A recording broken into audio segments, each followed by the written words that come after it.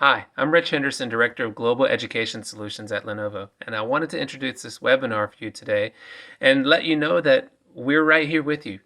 We're here and working in our homes. We have our children that have returned from college, and we're trying to help our own children to get online learning resources and to be productive and have a scheduled day while pets are running around everywhere and we're trying to do our own work. We know that there are serious challenges out there with health and nutrition services and access and equity for our students. And we also know the implication is that leaders and parents and teachers and students are all working on this together to try to figure out what's next and how do we adapt and adopt new technology for this change. At Lenovo, we're committed to helping our customers through this new challenging time, and we're ready when you are to plan for the future. So we put together this webinar today with some of our own resources as well as some of our best partners to demonstrate practical tips for moving to online learning. And we're grateful that you've joined us. We look forward to working with you on this as we try to figure this all out together. Let's take risks. Let's not be afraid to transform. And we know that working with you, we can both build the confidence to transform together. So enjoy the webinar. Thanks, and have a good day. Hi, I'm Delia DeCourcy, a Global Education Solutions Manager for Lenovo, and I'm going to share some best practices and tips with you today about going virtual when you're shifting to remote teaching and learning. I'm a 25-year educator. I've taught middle school, high school, and university students. I've been a digital learning director for Chatham County Schools in North Carolina, and I have taught online classes to middle school and high school students, as well as designed self-paced online curriculum. So I'm hoping that the tips I give you will help you during this unusual time when you're making a really rapid shift from face-to-face instruction to remote learning. So just as with face-to-face classroom instruction, there is no silver bullet when it comes to virtual teaching and learning. The technology provides a fantastic tool for us to continue to do the important work that we need to do with our students, but you teachers really are the magic here, and you will be a wonderful force of continuity as students are traveling through this strange and difficult time. So what can you expect to see in this video? First, we'll talk about preparing to go virtual and all the questions that you need to consider. Then we'll get into the actual lesson planning, and then we'll talk about implementation. So how do you get ready to make this shift? Let's start by talking about setting expectations and what is in your digital toolbox. Okay, so nuts and bolts. First of all, you want to set some expectations for yourself, for the students, and for parents. So how often will students turn work in? What volume of work will they be completing? How often can they expect to be online? Will they be online daily or every other day? How will you structure that work? Think also about how and where they can get tech help if your district or school is providing that assistance.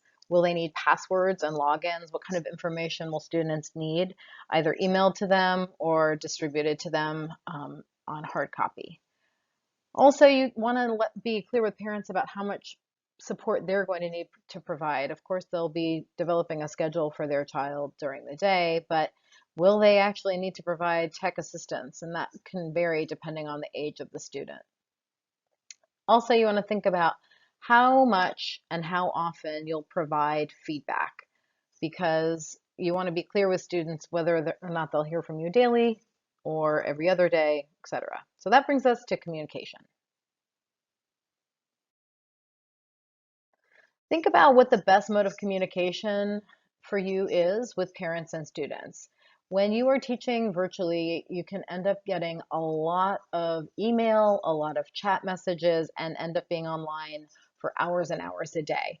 So it's probably best to streamline and pick your ideal mode of communication. And if you're working on a team, if you're in middle school or elementary school, really coordinate with your teammates to figure out what platform everybody is going to be using. And your institution may have made that choice for you, but it's hard when parents are getting updates from multiple learning management systems and tools.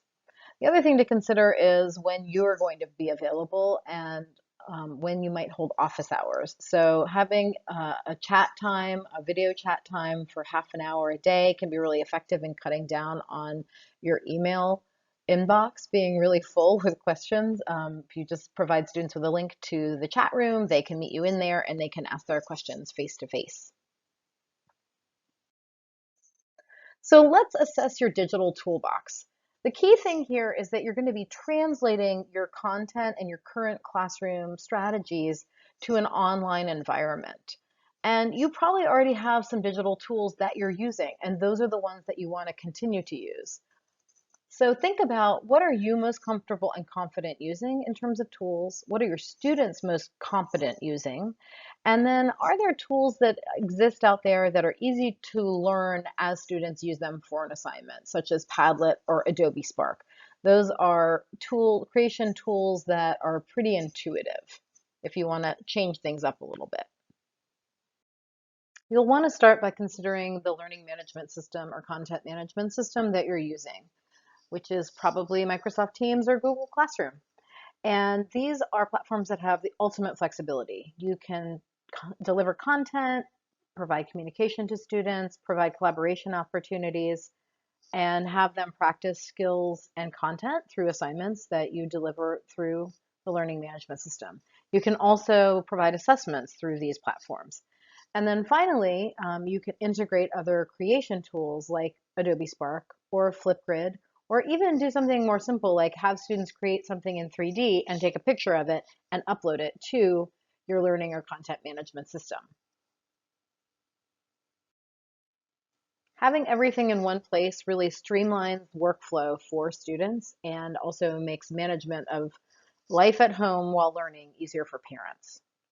What's important to note is that both Teams and Google's Hangouts Meet integration provide the opportunity to communicate via video. And that's critical for our students today because they love video and they're really comfortable using it. Probably much more comfortable than teachers are, at least in my experience. So think about, what is your video platform? How does it work? Can you practice using it with another teacher so that you're comfortable? And make sure that you use it so that students can see you, connect with you on a regular basis. And this simulates the face-to-face instruction that you are so accustomed to and that they are as well. The other great thing that we can do with our web-based tools today is students can make videos. So they can make videos in Flipgrid and respond to one another, and you can use this as a formative assessment, or they can use Screencastify, which is a Google-based tool.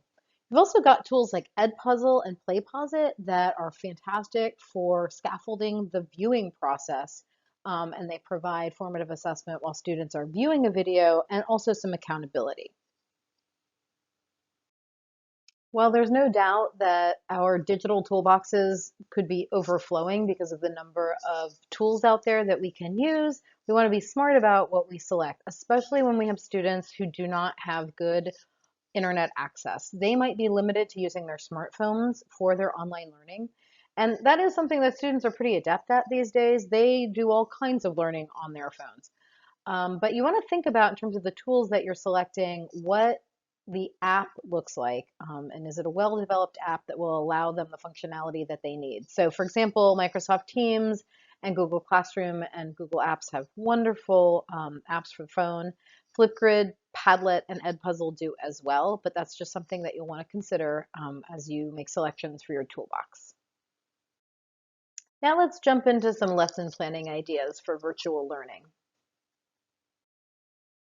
First off, best practices and tips. A good rule of thumb with online teaching and learning is to keep it simple. Less truly is more because things just take longer in an online teaching environment.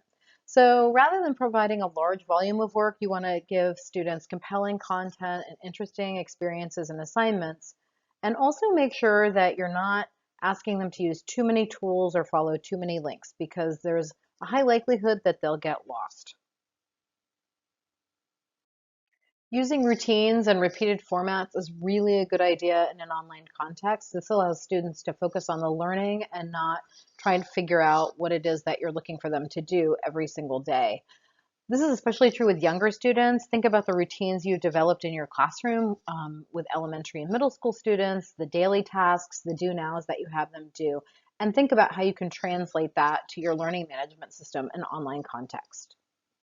If you're concerned that you have students who aren't quite sure how to use the learning management system or a tool that you're asking them to use for an assignment, provide them with a video tutorial. There are so many out there on YouTube. You probably don't have to make one yourself, although the students would like it better if you did, because they will like to hear from you. You can also encourage students to make their own video tutorials to share with their peers, because many of them are very good at that. Over-explaining is a good thing when it comes to virtual learning. When you are delivering directions, you probably want to do so in multiple formats. You can provide them via video as well as text. This will cut down on some of the confusion and the questions that you might get from students, and the possibility of students not completing work because they didn't understand what to do. Provide a model of what the finished product should look like if possible, and make sure you're giving really clear deadlines and you're repeatedly communicating them. Of course, you want to break tasks down into multiple parts. That will make things a little bit more manageable for students as they are working on their own at home. As I mentioned previously, holding virtual office hours every day or every other day or even twice a week can provide more connection with your students, and can also cut down on email communication. So definitely use Microsoft Teams or Google Hangouts Meet for these short sessions. When it comes to planning, you want to think in terms of chunks. What are students going to be doing over a series of days or even for the entire week? This is especially true for secondary students. And you might be giving them projects or assignments that take multiple days to complete. Here is an example of a multi-day instructional progression. Doesn't really look that different than one for face-to-face instruction, with the caveat that everything is happening in an online context. So on Monday, you might do a synchronous launch in your video platform with students that's followed by a quick quiz. Tuesday and Wednesday, you're providing additional content on the same topic or skill. Students do an adaptive practice, then they complete a formative task, and you can see who you need to meet with in your video platform to reteach.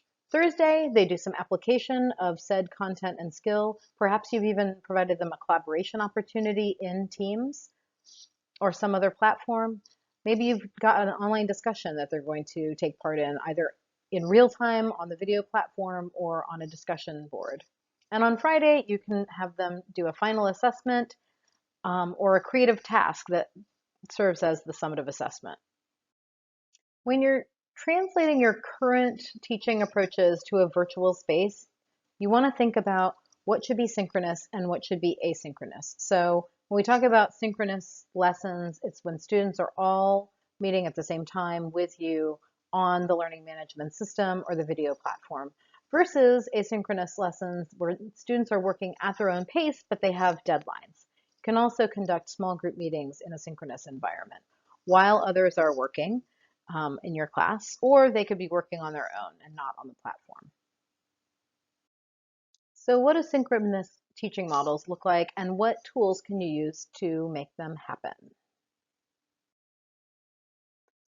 A good example is having a mini lecture that's followed by an online assignment that students are all doing together in real time. You can use Microsoft Teams with the built-in video platform, or you can use Google Classroom in conjunction with Google Hangouts Meet, and have Land School Air running at the same time, which will allow you to monitor students during their online assignment and see who's on what screen, who needs help, who's raising their hand, and you can actually go into the chat room with them and give assistance, or even talk to them on the video platform.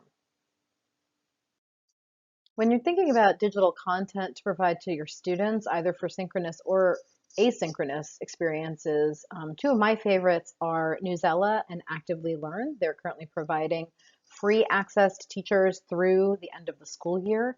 And they also have assignments that accompany their content. So they have material for science, ELA, and social studies. Another great way to provide a synchronous learning experience is to provide small group instruction, either to introduce a concept or to reteach, or to do small group discussions live on your video platform. Now, this will all depend on how many students you have and how big you can make your groups, and that will depend largely on the age of your students. Another great approach is station rotation. You can either do this live as a synchronous experience, or you can do it asynchronously and give students a deadline as to when they can complete their station work. For many elementary teachers, stations are very familiar, and this is just about taking all of that work online. So in this example, you've got three stations that are running simultaneously, and students can move through them in whatever order that they like. And this is all digital content. And then you'd have a teacher station that is live, and you'd be in the video platform talking with a small subset of students while the others are working on their stations. If you want to do all of this synchronously, you can use Land School Air and have it running in the background while you are teaching. So you can see what your students are doing and what's on their screens and if anybody needs urgent help. If you want to take an asynchronous approach, you can schedule your small group meetings at different times and give students a deadline in the day or day of the week when they have to get their station work done. The key here, though, is to make sure that you front loaded the content that students need before they embark on their station work. Now let's take a look at some asynchronous models and some combination models. A pretty straightforward asynchronous approach is to have students consume content, complete a task about that content, and then do a video reflection about the learning experience. When you are providing them with content, consider providing both text-based and video-based content, and also differentiating that, which a learning management system makes it a little bit easier to do. You also want to give them a graphic organizer so they know what kinds of questions they should be thinking about and how they should target their learning. The video reflection can be completed in Flipgrid or a similar video platform and allows them to really give you more insight into their understanding of the topic or skill at hand. Flip learning is another common model, although this time instead of having students watch their videos at home and then engaging in face-to-face instruction in the classroom, they'll be doing all of that in a digital space. So you provide video instruction, students could then do some adaptive practice, take a formative assessment, you can do a small group reteach as needed, and then you can have them complete a standard assessment or some kind of creative task that allows them to display their knowledge. When it comes to video-based instruction, if you're not too keen on making videos yourself or you simply don't have time given all the work you're having to do to make this transition, consider looking at LearnZillion or Khan Academy for high-quality videos. And then in terms of scaffolding the video viewing experience, you can use Edpuzzle or PlayPosit, and those platforms allow you to insert questions at key points in the video watching process and have students answer them. You can also set the platform so that the student can't advance the video until they answer the question correctly. They can also go back and rewatch videos, and you can see how many times they have to rewatch a section. Let's talk for a second about digital formative assessment. There are lots of tools out there to help you with this. I would encourage you to use anything that your learning management system provides that makes that easy, like a 3-question quiz or a Padlet post that can be embedded into the learning management system. Same thing with Flipgrid posts or screencastify videos that students make. Of course, exit tickets are probably the most common, and you can use Google or Microsoft Forms to have students complete those tickets. HyperDocs can also provide a really interesting asynchronous experience for students. So these are learning pathways that are typically created in a structured Google Doc or in Google Slides or Google Draw. There are lots of examples of these online if you do a Google search. I provided a link here for sample HyperDocs on the official HyperDoc website. The great thing about HyperDocs is you can differentiate them for the varying skill levels in your class. I do want to warn you that there are lots of HyperDocs out there on the web that are not rigorous or standards-based. So the good thing is that you can edit them if you say like the visuals or you like the basic learning progression. But you want to make sure that the objectives of the HyperDoc and all of the activities in the HyperDoc are really clear and that students know why they're doing what they're doing. And finally, we have digital breakouts. These are unique experiences. They're like digital puzzles. They help students not only consume content, but also kind of test their application of particular skills. They are typically set up in Google Forms and they have these locks, and students have to get the answers correct in order to unlock the next stage of the Google form. There are many of these out there on the web, and I've given you a link to digital breakouts that are created by Tom Mullaney that are very high quality. There are, in particular, many social studies digital breakouts here. And this can also be something fun for students to do synchronously using both the learning management system and then the embedded or the outside video platform. So you've gotten your lessons all organized, you've posted all your content. Now what? Let's talk about building virtual community and keeping your students on track and engaged. You've already established a learning community in your classroom this year, fortunately. So now you're going to be reestablishing and continuing that community online.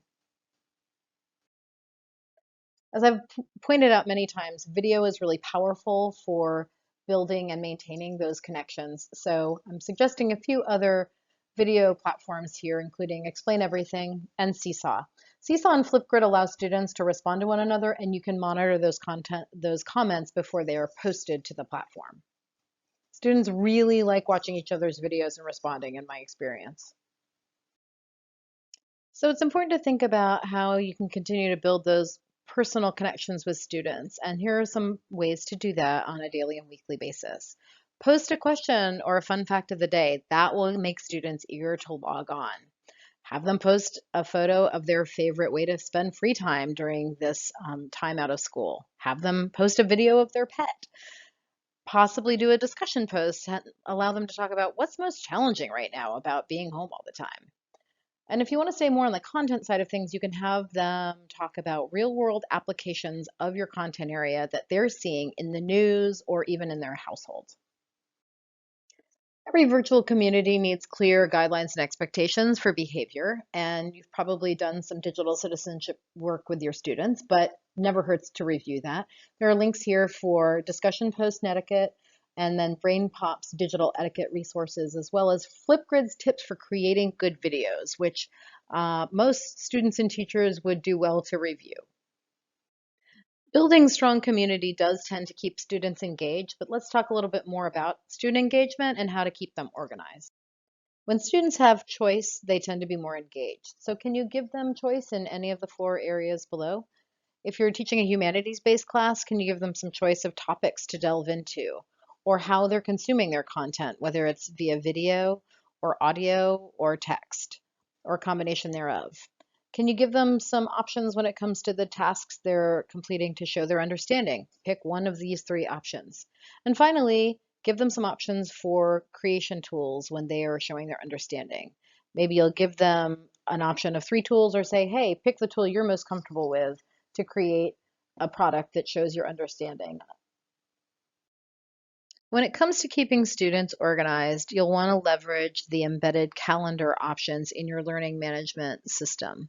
So you can provide students with a weekly look at what is expected and the assignments they need to turn in, as well as making daily posts so they know exactly what they need to do that day or by the end of that day. Make sure to keep assignment submission extremely easy and clear, and also help students stay organized in their virtual drive or both either Google or OneDrive. There are many YouTube tutorials out there that show how to do this. And last but certainly not least, how will you take care of yourself? So first of all, think about your workstation. Teaching online all day can be very hard on your body if you're not moving around on a regular basis and thinking about the ergonomics of your setup. The setup shown here is primo, and none of us probably have that workstation.